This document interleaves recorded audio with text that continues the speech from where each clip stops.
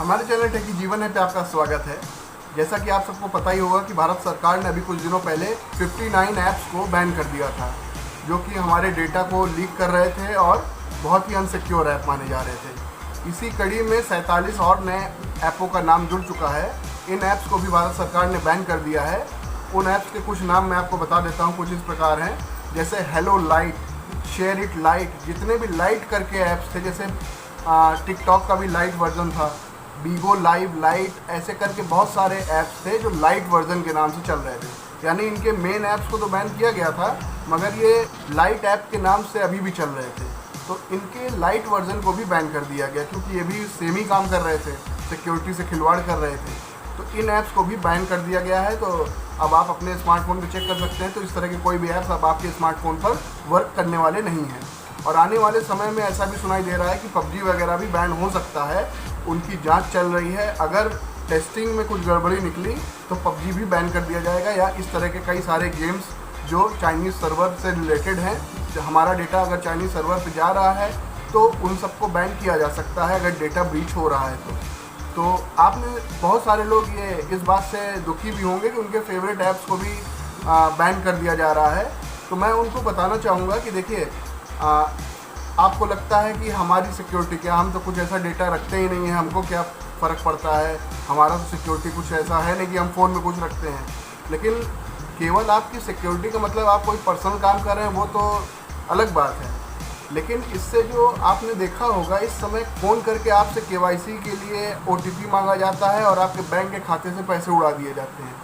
कई सारे डिस्काउंट्स आपको देखने को मिलते हैं। पर्सनली आप जब कोई ऐप खोलते हैं तो आप ही को टारगेट करके आपकी, जैसे मान लिया आपने फ्लिपकार्ट पर कोई प्रोडक्ट सर्च किया, अब उससे जुड़े हुए ऐड ही आपको दिखते हैं।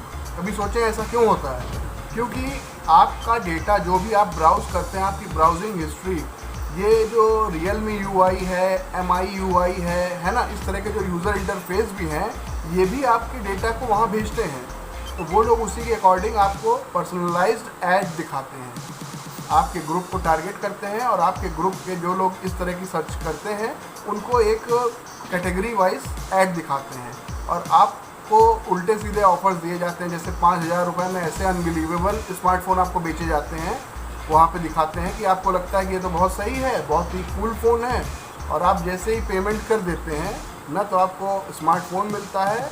और एक बार पेमेंट करने के बाद केवल वहीं पे मामला ख़त्म हो जाए तब भी चलो ठीक है, 5,000 का नुकसान हुआ, मगर उस पेमेंट के बाद आपकी बैंकिंग डिटेल्स भी शेयर हो जाती हैं, सार्वजनिक हो जाती हैं।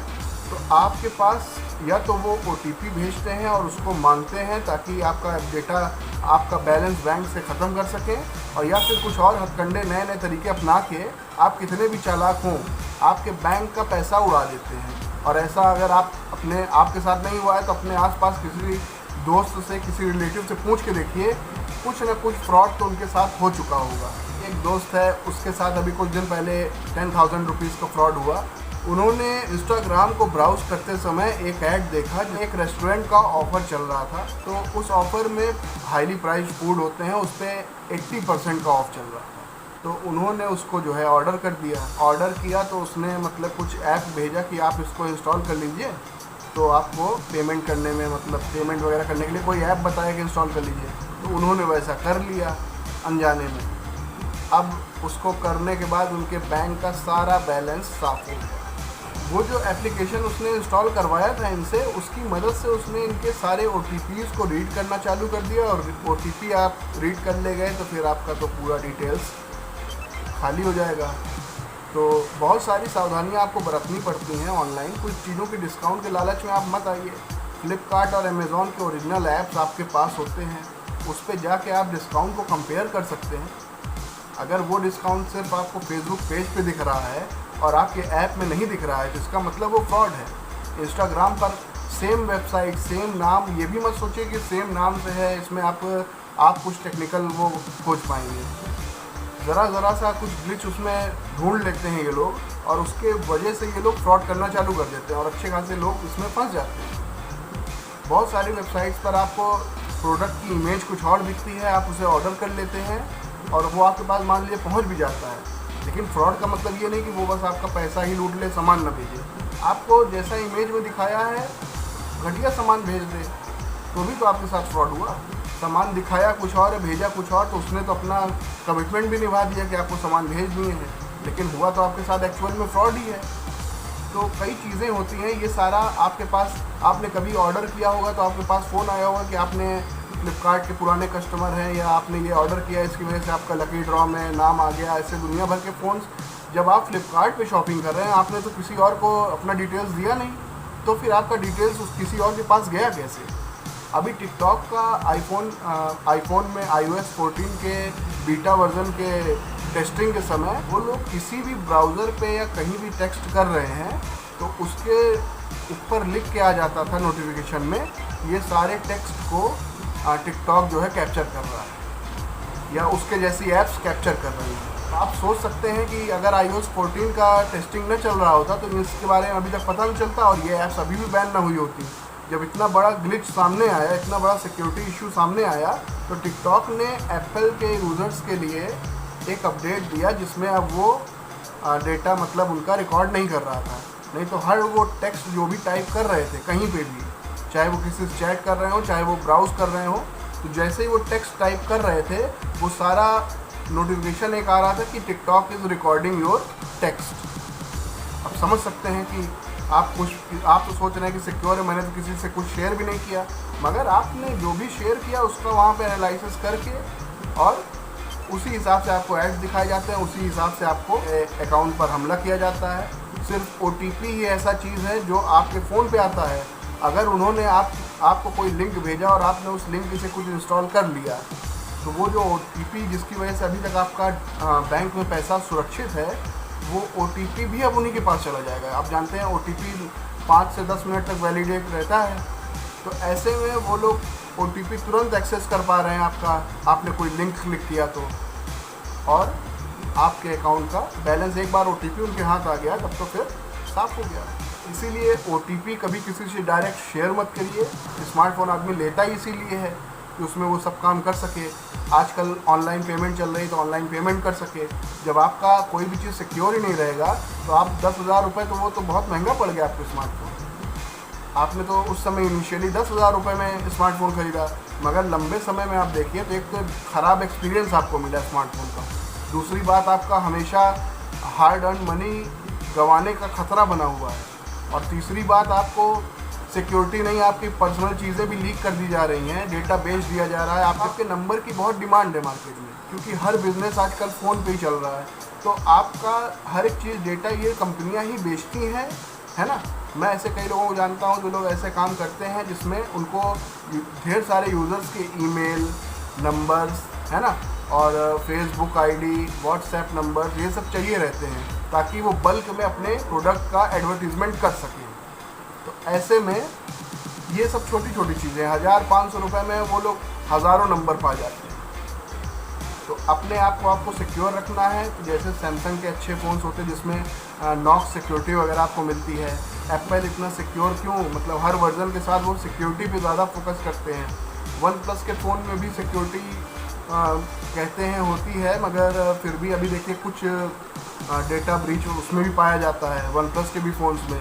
हालांकि उसमें ज़्यादा ब्लोटवेयर नहीं होते हैं, मगर फिर भी कई बार देखा गया है कि उसमें भी डेटा ब्रीच हुआ है वन प्लस के फ़ोन, क्योंकि है तो वो चाइना का। चाइना का ऐसा पॉलिसी है कि कोई भी कंपनी जब गवर्नमेंट चाहे तब उससे डेटा ले सकती है, उसको मना नहीं कर सकती। तब वहाँ की गवर्नमेंट पूरी तरह से हावी रहती है किसी भी बिजनेसमैन पे, कोई भी फ्री नहीं है वहाँ। तो ऐसे में आप समझ सकते हैं कि थोड़ा सा आप पैसा इन्वेस्ट ज़्यादा करिए, फीचर्स थोड़े से आपको कम मिलेंगे। वैसे भी 4-5 कैमरे आजकल दे दिए जाते हैं, मगर आप अच्छे से रिव्यू देखिए कभी किसी अच्छे यूट्यूबर का, वो आपको बता देगा कि मैक्रो के नाम पे आपको 2 मेगापिक्सल का जो लेंस चिपकाए हैं उसमें आपके प्राइमरी कैमरे से भी घटिया क्वालिटी की फ़ोटो आती है। तो नाम है कि 4 कैमरा है, लेकिन काम एक भी अच्छा नहीं करती। वन प्लस नॉर्ड के कैमरे के देखिए, फ्रंट में 32 मेगापिक्सल का एक प्राइमरी सेंसर दिया है, लेकिन जो वाइड एंगल कैमरा यानी फ़ोटो का साइज़ बढ़ेगा तो आपको मेगापिक्सल ज़्यादा होना चाहिए था, लेकिन उन्होंने उसे बस 8 मेगापिक्सल किया। तो वाइड एंगल वाला तो आप कंपेयर करेंगे तो वैसे ही बेकार निकल जाएगा। यानी कि जहाँ पे एक ही कैमरे की ज़रूरत थी वहाँ पे इन्होंने 4 कैमरे, 5 कैमरे, 6 कैमरे दिए, मगर काम एक भी ठीक से नहीं करते हैं। कि हमको शौक़ है 5-6 कैमरे लेने का, उसके चक्कर में पैसा भी देते हैं, सिक्योरिटी से भी कॉम्प्रोमाइज़ करते हैं, हर तरह से आपका नुकसान ही होता है। आईफोन वाले क्या 4-5 कैमरा दे दें तो सोचिए उनके फ़ोन की डिमांड कितनी हो जाए, मगर वो लोग एक ही कैमरे को इतना बेहतरीन बनाने की कोशिश करते हैं कि जो काम आप 4-5 कैमरे से करते हैं वो काम वो एक ही कैमरे से करते हैं, इसीलिए उसका पैसा लेते हैं वो लोग, सिक्योरिटी देते हैं। वैसे आईफोन ऐसे ही देखिए, कंपेयर कीजिए उसको नॉट से, कैमरे के मामले में कितना अच्छा लग रहा है वो आईफोन ऐसे। हाँ, डिज़ाइन थोड़ा सा पुराना है लेकिन आपको सिक्योरिटी मिलती है, आपको अपडेट्स 5 सालों तक सिक्योरिटी अपडेट्स भी मिलेंगे और iOS के भी अपडेट्स मिलेंगे। तो अब मैं आपको बताने जा रहा हूँ कैसे कुछ चीज़ों का आप ध्यान रखिए और अपने आपको सिक्योर करिए। अगर आपके पास कोई भी फ़ोन है तो फ़ोन बदलने के लिए नहीं कह रहा हूँ, लेकिन उसमें आप क्या क्या सावधानी बरत के अपने आप को सिक्योर कर सकते हैं। देखिए, पहली चीज़, आप किसी से भी मतलब कोई भी KYC फ्रॉड कॉल आता है तो उसको कोई भी डिटेल सही मत दीजिए। अगर आपका मन भी है तो उसे परेशान करिए। भाई आपको कोई भी कहता है कि आप जीत चुके हैं, वो जीत चुके हैं, तो पहले आप उससे ऐसे कैसे, आपने किसी में पार्टिसिपेट तो किया नहीं तो कैसे जीत सकते हैं आप, है ना। तो कुछ भी उसको रिप्लाई करिए तो उसको गलत मैसेज भी है, देखिए वो खुद ही आपको कुछ देर में सच्चाई उगल देगा, है ना। खुद ही फ़ोन काट देगा कि इससे हमको कुछ फ़ायदा नहीं होने वाला है, तो वो खुद ही फ़ोन काट देगा। कोई भी अननोन व्यक्ति है, आपको कह रहा है कि मैं बैंक की तरफ से बोल रहा हूँ, आपके पास एक OTP गया है, आप अपडेट करा लिए घर बैठे बैठे KYC, तो भाई बोल दीजिए कि मुझे घर बैठे अपडेट कराना ही नहीं है, मैं बैंक चला जाऊंगा। बैंक वाले साफ साफ कहते हैं कि हम कोई भी अपडेट घर बैठे करते ही नहीं हैं, हम OTP मांगते ही नहीं हैं आपसे, है ना। जब आप पासवर्ड वगैरह सेट करने जाते हैं वहाँ पे, तो देखिए तब OTP आपके पास आता है, लेकिन आपको वो एंटर करने के लिए कहता है OTP, खुद से मांगता नहीं है कि आप उसे दे दीजिए वो एंटर करेगा। आप OTP इसलिए आता है कि आप एंटर कर सकें। OTP का मतलब यही है कि 1 टाइम पासवर्ड आपके पास आता है कि आप एंटर करें, वो किसी और को एंटर करने के लिए होगा, जिसके पास जो एंटर करने के लिए एलिजिबल है उसी के पास OTP जाता है। आपसे कोई फ़ोन करके कहे कि हाँ हमको OTP आपके पास गया हो वो बता दीजिए, तो भाई बताना क्यों है, हम बताएंगे नहीं। कभी भी कोई भी बैंक आप देखिए साफ साफ कहता है कि OTP आपसे कोई नहीं मांगता, यहीं पे लोग फंसते हैं। एक बार आपने OTP बताया तो आपके अकाउंट से सारा पैसा ख़त्म हो जाएगा, और उसके लिए आप कुछ भी कर लीजिए वो पैसा आप वापस भी नहीं पा सकते, चाहे आप जो कर लीजिए, क्योंकि बहुत सारे लोग VPN वगैरह यूज़ करके अपने लोकेशन तक छुपा लेते हैं।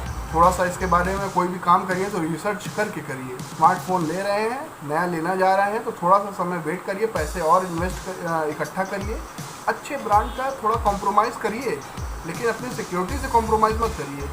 थोड़े बहुत आपको कम फीचर्स मिल जाएंगे, मगर उसकी वजह से आप सिक्योर तो रहेंगे। तो ऐसे फ़ोन्स को बढ़ावा ही मत दीजिए कि बड़े ब्रांड भी सोचें कि चल तो वही सब फ़ोन रहे तो वो भी उसी तरह करने लगेंगे। अभी सैमसंग भी सारी सिक्योरिटी वगैरह छोड़ के उसी की तरह MI वगैरह की तरह खूब एड्स देने लगे फ़ोन में, तब आप सैमसंग के ऊपर ट्रस्ट कर पाएंगे, है ना। आईफोन भी खूब एड्स देने लगे MI UI के एड्स की तरह, तो आप उस पर फिर कभी ट्रस्ट नहीं करेंगे। लेकिन आपको इनिशियली लगता है कि वो तो बहुत महंगे हैं, भाई आपको लॉन्ग टर्म में देखिए तो MI महंगा पड़ रहा है ना, तो आपको अच्छा एक्सपीरियंस दे रहा है, ऐड की वजह से आपका फ़ोन हैंग करता रहता है ना, आपको कैमरा 2-3 दिन अच्छा चलेगा, वो भी सॉफ्ट एकदम, उसमें टोन वगैरह डाल के, है ना, आर्टिफिशियल इफेक्ट्स डाल के आपको नेचुरल फ़ोटो से महरूम रखते हैं। लेकिन आईफोन वगैरह क्या है कि नेचुरल फ़ोटोज़ लेते हैं, आपको हमेशा वो फ़ोटो एक जैसे ही लगते हैं, नेचुरल लगते हैं, जो रियल लाइटिंग कलर में आप खींचना चाह रहे हैं उन्हीं कलर्स को वो लोग दिखाते हैं स्क्रीन पे। तो मेरी बात कहने का बस यही मतलब है कि सिक्योरिटी कोई भी काम आप कर रहे हैं तो उसके बारे में रिसर्च करिए। तो उम्मीद है आपको समझ में आया होगा कि मैं कहना क्या चाहता हूँ और आप अपने आप को कैसे सिक्योर रख सकते हैं। अगर इस वीडियो की कोई बात नहीं समझ में आई तो आप कमेंट करके पूछिए, मैं आपको तुरंत रिप्लाई करके पूरी बात समझा दूँगा। तो उम्मीद है आपको ये वीडियो पसंद आया होगा। अगर ये वीडियो पसंद आया तो उसे लाइक करके शेयर कर दीजिए, और हमारे चैनल टेकी जीवन है को सब्सक्राइब कर लीजिए, क्योंकि मैं डेली ऐसी वीडियोज़ लेके आता रहता हूँ। तो कल मिलते हैं एक और नई वीडियो के साथ, तब तक के लिए गुड बाय।